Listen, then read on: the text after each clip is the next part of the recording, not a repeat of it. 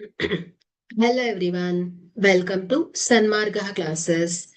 ನೇರ ಮತ್ತು ವಿಲೋಮ ಅನುಪಾತಗಳು ಅಧ್ಯಾಯದ 28ನೇ ಪ್ರಶ್ನೆಯನ್ನ ಗಮನಿಸಿ. ಒಂದು ರೈಲು 120 ಕಿಲೋಮೀಟರ್ ಕ್ರಮಿಸಲು 3 ಗಂಟೆಗಳನ್ನ ತೆಗೆದುಕೊಳ್ಳುತ್ತೆ.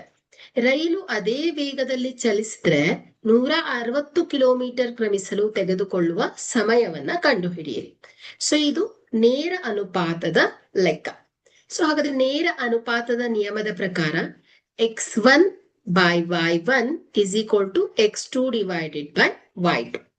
ಸೊ ಇಲ್ಲಿ ಬೆಲೆಯನ್ನ ಆದೇಶಿಸಿ 120 ಕಿಲೋಮೀಟರ್ಗೆ 3 ಗಂಟೆಯ ಸಮಯವನ್ನ ತೆಗೆದುಕೊಳ್ಳುತ್ತೆ.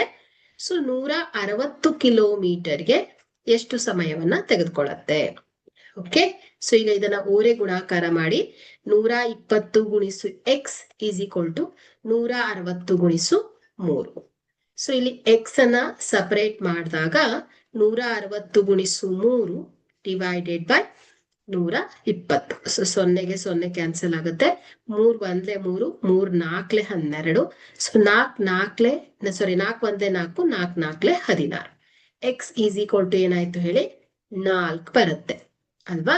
ಸೊ ಹಾಗಾದ್ರೆ ಇಲ್ಲಿ ರೈಲು 160 ಕಿಲೋಮೀಟರ್ ಕ್ರಮಿಸಲು ತೆಗೆದುಕೊಳ್ಳುವ ಸಮಯ 4 ಗಂಟೆ ಆಗಿದೆ. Okay, thank you.